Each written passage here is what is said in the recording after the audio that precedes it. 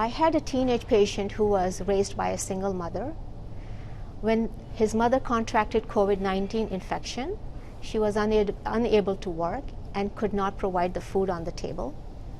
When she rapidly passed away from COVID-19, abruptly passed away from COVID-19 infection, I saw how devastated my patient was.